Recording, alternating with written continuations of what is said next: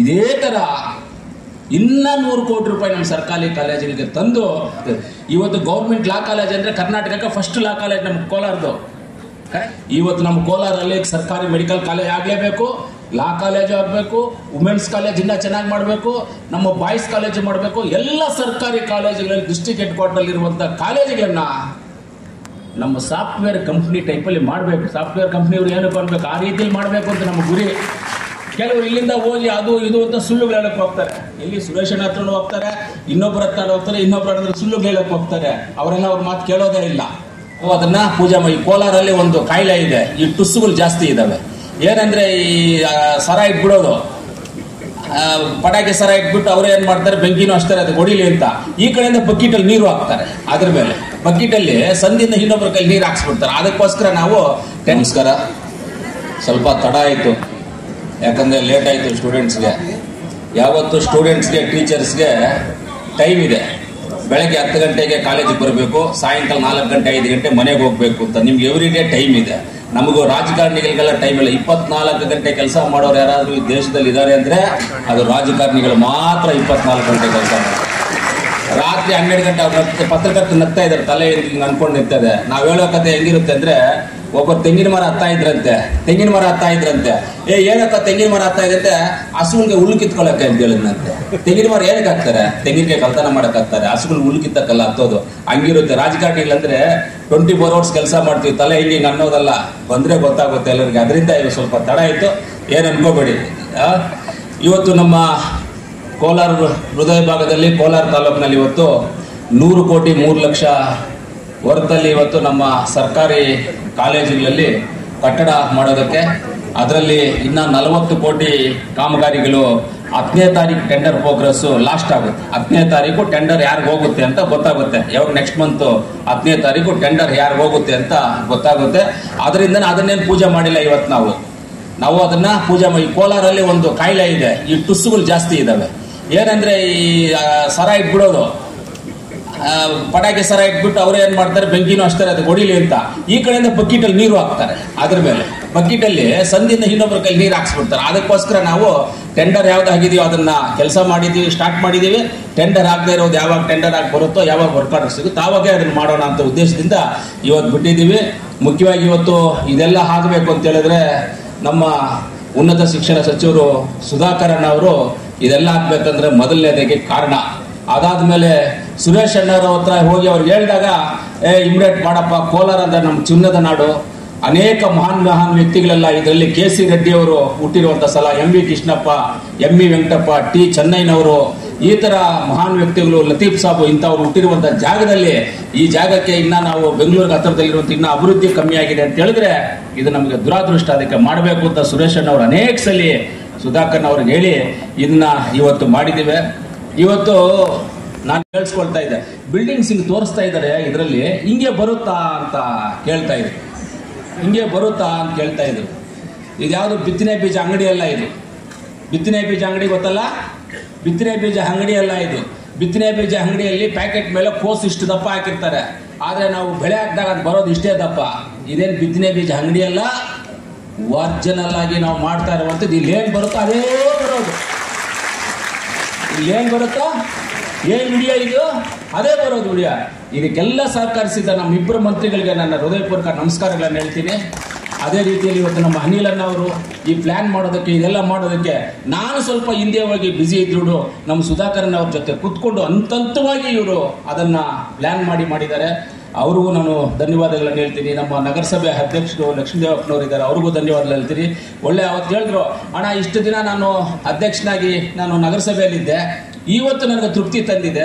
ಯಾಕಂದರೆ ಇಷ್ಟೊಂದು ಕಾಲೇಜುಗಳ ವಿದ್ಯಾಭ್ಯಾಸಕ್ಕೋಸ್ಕರ ಕಾಲೇಜುಗಳಿಗಿಂತ ಬಿಲ್ಡಿಂಗ್ಗಳು ಕಟ್ತಾ ಇರೋದು ನಾನು ಇವತ್ತು ನಿಮ್ಮೆಲ್ಲರ ಜೊತೆ ಇರೋದು ನನಗೆ ಇವತ್ತು ತೃಪ್ತಿ ತಂದಿದೆ. ನಾನು ಅಧ್ಯಕ್ಷನಾಗಿದ್ದೇನೆ, ನನಗೆ ತುಂಬ ಖುಷಿ ಆಯಿತು. ಅವ್ರಿಗೂ ನಾನು ಧನ್ಯವಾದಗಳನ್ನು ತಿಳಿಸ್ತೀನಿ.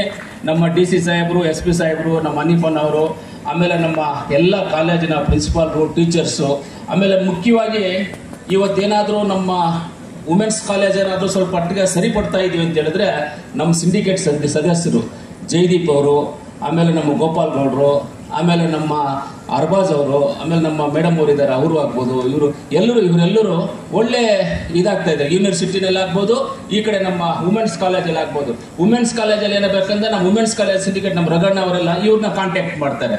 ಈ ರೀತಿ ಅನೇಕ ಅಭಿವೃದ್ಧಿಗಳಿಗೆ ನಾವು ಹೋಗ್ತಾ ಇದ್ದೀವಿ. ಇದು 103 ಕೋಟಿ ರೂಪಾಯಿ ಕೆಲಸಗಳೇನು ಇವತ್ತು ಇದರಲ್ಲಿ ಅರ್ಧ ಇವತ್ತು ಕೆಲಸ ಸ್ಟಾರ್ಟ್ ಮಾಡಿದ್ವಿ, ಇನ್ನು ಅರ್ಧ 10ನೇ ತಾರೀಕು ಮೇಲೆ ಸ್ಟಾರ್ಟ್ ಮಾಡ್ತೀವಿ ಅಂತ ಹೇಳ್ತೀವಿ. ಇದೇ ಥರ ಇನ್ನ 100 ಕೋಟಿ ರೂಪಾಯಿ ನಮ್ಮ ಸರ್ಕಾರಿ ಕಾಲೇಜುಗಳಿಗೆ ತಂದು ಇದೇ ನಮ್ಮ ಸುಧಾಕರನ ಸುರೇಶನ್ ಅವ್ರ ನಾಯಕತ್ವದಲ್ಲಿ ನಿರ್ಗಾನು ನಾವು ಈ ಕೆಲಸಗಳನ್ನು ಮಾಡಿ ನಾವು ಮಿಕ್ಕಿದ ಕೆಲಸಗಳು ಮಾಡ್ತೇವೆ. ಇವತ್ತು ಗೌರ್ಮೆಂಟ್ ಲಾ ಕಾಲೇಜ್ ಅಂದರೆ ಕರ್ನಾಟಕಕ್ಕೆ ಫಸ್ಟ್ ಲಾ ಕಾಲೇಜ್ ನಮ್ಮ ಕೋಲಾರದು. ಕರೆಕ್ಟಾಗಿಲ್ವಾ ಮೇಡಮ್ ಅವ್ರು? ನೀವು ಮೇಡಮ್ ಅನ್ಬಾರ್ದು, ನಿಮ್ಮನ್ನ ಅಮ್ಮ. ಅದಕ್ಕೆ ನೀವೇ ಕರೆಕ್ಟ್ ಆಗಿಲ್ವ? ನಮ್ಮ ಗೌರ್ಮೆಂಟ್ ಲಾ ಕಾಲೇಜು ಫಸ್ಟ್ ನೀವು ಇದ್ರಿ ಅಲ್ಲಿ, ಈಗ ಇಲ್ಲಿ ಬಂದಿದ್ರೆ ಮೊದಲಲ್ಲಿ ಇದ್ರಿ. Law college first college. ಇವತ್ತು 40-45 ಜನ ಇದರಲ್ಲಿ ಓದಿರುವಂಥ ನಮ್ಮ ಕೋಲಾರ ಲಾ ಕಾಲೇಜಲ್ಲಿ ಓದಿರುವಂಥವ್ರು 45 ಜನ ಇವತ್ತು ಜಡ್ಜ್ಗಳಿದ್ದಾರೆ. 40-45 ಜಡ್ಜ್ಗಳಿದ್ದಾರೆ ಇವತ್ತು. ಇಲ್ಲಿ ಓದಿರೋರೆಲ್ಲ ಎಲ್ಲೋ ಮಟ್ಟಕ್ಕೆ ಹೋಗಿದ್ದಾರೆ. ಆದರೆ ನಮ್ಮ ಕೋಲಾರಿಗೆ ಅಂತ ಒಂದು ಇತಿಹಾಸ ಇದೆ.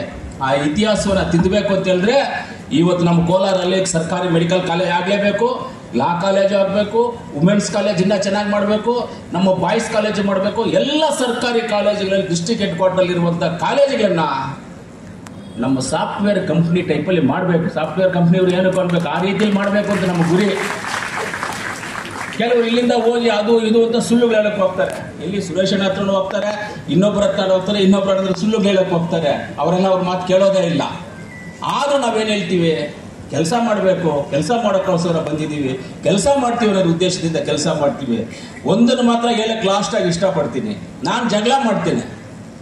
ಆದರೆ ಯಾವುದ್ರ ಮೇಲೆ ಜಗಳ ಮಾಡ್ತೀನಿ ಅಂದರೆ ಕೆಲಸದ ಮೇಲೆ ಜಗಳ ಮಾಡ್ತೀನಿ. ರೋಡಲ್ಲಿ ಹೋಗುವ ಜಗಳ ಮಾಡೋದಿಲ್ಲ, ಮನೆಯಲ್ಲಿ ಜಗಳ ಮಾಡೋದಿಲ್ಲ, ಯಾರ ಮೇಲೆ ಆಫೀಸರ್ಸ್ ಮೇಲೆ ಜಗಳ ಮಾಡೋದಿಲ್ಲ, ಆಫೀಸರ್ಸ್ ಮೇಲೆ ಜಗಳ ಮಾಡೋದಿಲ್ಲ. ಆದರೆ ಕೆಲಸದ ಮೇಲೆ ಜಗಳ ಮಾಡ್ತೀನಿ. ಕೆಲಸ ಮಾಡಿಸ್ತೀವಿ, ಕೆಲಸ ಮಾಡೇ ತೀರ್ತೀವಿ. ಇನ್ನೇಕ ಕೆಲವೊಂದು ಕಾರ್ಯಕ್ರಮಗಳಿದ್ದಾವೆ, ಅದೆಲ್ಲ ಅಪ್ರೂವಲ್ ಆಗಿ ಬಂದ ಮೇಲೆ ಹೇಳ್ಬೇಕಾಗ್ತದೆ. ಮೊದಲನೇದಾಗಿ ನಾನು ಕೇಳ್ಕೊಳ್ಳೋದಿಷ್ಟೇ, ಒಳ್ಳೆ ವಿದ್ಯೆ ಕೊಟ್ಬಿಟ್ಟು ಒಳ್ಳೆ ಉದ್ಯೋಗ ಕೊಟ್ಬಿಟ್ರೆ, ರೈತರಿಗೆ ಒಳ್ಳೆ ಫೆಸಿಲಿಟೀಸ್ ಕೊಟ್ರೆ, ಏನಕ್ಕೆ ನಮ್ಮ ಹತ್ರ ಯಾರು ಬರ್ತಾರೆ?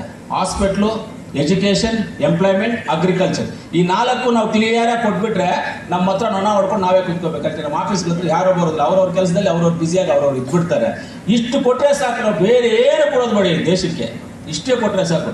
ನೋಡಿ, ಇವತ್ತು ಕೇರಳ ಅವರು ಈ 5ನೇ ತಾರೀಕೇನೋ ಡಿಕ್ಲೇರ್ ಮಾಡ್ತಾ ಇದ್ದಾರೆ, ಬಡವರೇ ಇಲ್ಲದೆ ಇರುವಂಥ ಸ್ಟೇಟು ಕೇರಳ. ಏನಪ್ಪ ಗೊತ್ತಾಯಿದೆ? ಯಾರಿಗಾದ್ರೂ ಗೊತ್ತಾ? ನೋಡಿದ್ದೀರಾ? ಯಾರಾದ್ರೂ ಕೇಳಿಸ್ಕೊಂಡಿದ್ದೀರಾ? ಈ 10ನೇ ತಾರೀಕೇನೋ ಮಾಡ್ತಾ ಇದ್ದಾರೆ ಕೇರಳದಲ್ಲಿ.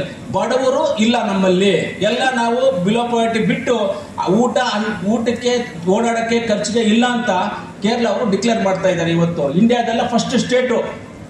ಆ ಥರ ನಮ್ಮ ಕೋಲಾರ ಜಿಲ್ಲೆಯನ್ನು ನಾವು ಮಾಡ್ಕೋಬೇಕಂದ್ರೆ ಈ 4 ಕೆಲಸಗಳನ್ನ ನಾವು ಮಾಡಬೇಕಾಗ್ತದೆ. ಖಂಡಿತವಾಗ್ಲೂ 4 ಕೆಲಸವನ್ನು ನಾವು ಮಾಡ್ತೀವಿ. ಅಭಿವೃದ್ಧಿ ವಿಚಾರದಲ್ಲಿ ಹಿಂದೆ ಹೋಗೋದಿಲ್ಲ, ಅಭಿವೃದ್ಧಿ ವಿಚಾರದಲ್ಲಿ ಎಲ್ಲರ ಹತ್ರ ಇರ್ತೀವಿ.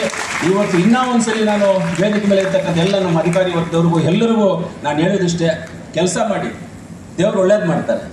ಟೀಚರ್ಸು ಅಷ್ಟೇ, ಕೆಲಸ ಮಾಡಿ. ಇವತ್ತು ನಾನು ಹುಟ್ಟಿದ ಹಬ್ಬದ ದಿವಸ ನಮ್ಮ ಗುರುಗಳಾದಂಥ BT ಕೃಷ್ಣಪ್ಪ ಅವ್ರಿಗೆ ಪಾದಕ್ಕೆ ನಮಸ್ಕಾರ ಹಾಕಿ ನಾನು ಬರೋದು. ನನ್ನ ಹುಟ್ಟಿದ ಹಬ್ಬದ ದಿವಸ ಹತ್ರ ಹೋಗಿ ನನ್ನ ತಂದೆ ತಾಯಿಗೆ ನಾನು ನಮಸ್ಕಾರ ಹಾಕ್ತೀನಿ ಇಲ್ವೋ, ನನ್ನ ಗುರುಗಳಿಗೆ ನಾನು ನಮಸ್ಕಾರ ಹಾಕ್ತೀನಿ. BT ಕೃಷ್ಣಪ್ಪ ಅವರು ಅಂತ ನಮ್ಮ ಗುರುಗಳು, ಅವ್ರ ಪಾದಕ್ಕೆ ನಮಸ್ಕಾರ ಹಾಕೊಂಡು ಬರ್ತೀನಿ. ಆದರೆ ಸರ್ಕಾರಿ ಎಂಪ್ಲಾಯೀಸು ಅಷ್ಟೇ, ಟೀಚರ್ಸು ಅಷ್ಟೇ. ತಂದೆ ತಾಯಿಗಾರು ಬಡವರು ಭಯ ಪಡೋದಿಲ್ಲ, ಟೀಚರ್ಸ್ ಅಂತ ಭಯ ಪಡ್ತಾರೆ. ಹುಡುಗರಾಗ ಯಾರ್ಯಾರು ನಾವೆಲ್ಲ ಭಯ ಪಡ್ತಾ ಇದ್ದೀವಿ. ಆ ರೀತಿ ಟೀಚರ್ಸು ಅಷ್ಟೇ, ಸರ್ಕಾರಿ ಎಂಪ್ಲಾಯೀಸು ಅಷ್ಟೇ ಒಳ್ಳೆ ಕೆಲಸ ಮಾಡಬೇಕು. ಆದರೂ ನಾನು ಒಂದು ಹೇಳ್ತೀನಿ, ನಮ್ಮ ಜಿಲ್ಲೆಯ ಏನು ಅಧಿಕಾರಿ ವರ್ಗದವರಿದ್ದಾರೆ ಅವ್ರ ಕೆಲಸ ನಮಗೆ ತೃಪ್ತಿ ತಂದಿಲ್ಲ. ಯಾಕಂದರೆ ನಾವು ನಮ್ಮ ಫಾಸ್ಟ್ಗೆ ನಮ್ಮ ಮಟ್ಟಿಗೆ ಅವ್ರು ಬರೋಕ್ಕಾಗ್ತಾ ಇಲ್ಲ. ಆದರೆ ಕೆಲಸಗಳು ಮಾಡೋದ್ರಲ್ಲಿ ತುಂಬ ಇದು ಆಗ್ತಾ ಇದ್ದೀವಿ. ಅದರಿಂದ ಇನ್ನು ಮುಂದಿನ ದಿನಗಳಲ್ಲಿ ಡಿಸ್ಟ್ರಿಕ್ಟ್ ಮಿನಿಸ್ಟರ್ ಜೊತೆ ಕೂತ್ಕೊಂಡು ಯಾರ್ಯಾರೇನಂತ ಚರ್ಚೆ ಮಾಡಿ ಎಲ್ಲವನ್ನು ಸರಿಪಡಿಸಿ ಮುಂದಿನ ದಿನಗಳಲ್ಲಿ ಇನ್ನು ಶಾಲಾ ಕಾಲೇಜುಗಳಿಗೆ ಒತ್ತನ್ನು ಕೊಟ್ಟು, ಇಂಡಸ್ಟ್ರೀಸ್ಗೆ ಒತ್ತನ್ನು ಕೊಟ್ಟು, ರೈತರಿಗೆ ಒತ್ತನ್ನು ಕೊಟ್ಟು, ಹಾಸ್ಪಿಟಲ್ಸ್ಗೆ ಒತ್ತನ್ನು ಕೊಡೋದೇ ನನ್ನ ಕಾನ್ಸೆಪ್ಟ್. ಈ 4ಕ್ಕೆ ಬೇರೆ ಯಾವುದೂ ಇಲ್ಲ. ನನಗೆ ಈ 4 ಮಾಡ್ತೀವಿ, ಮಾಡಕ್ಕೆ ತೀರ್ತೀವಿ ಅಂತ ಹೇಳ್ತಾ ಮಾತಾಡಲಿಕ್ಕೆ ಅವಕಾಶ ಮಾಡಿಕೊಟ್ಟ ನಮ್ಮೆಲ್ಲ ಕಾಲೇಜಿನ ವಿದ್ಯಾರ್ಥಿನಿಯರಿಗೆ ಎಲ್ಲರಿಗೂ ಧನ್ಯವಾದಗಳನ್ನು ತಿಳಿಸಿ ನನ್ನ ಮಾತನ್ನು ಮುಗಿಸ್ತೀನಿ. ಜೈ ಹಿಂದ್, ಜೈ ಕರ್ನಾಟಕ.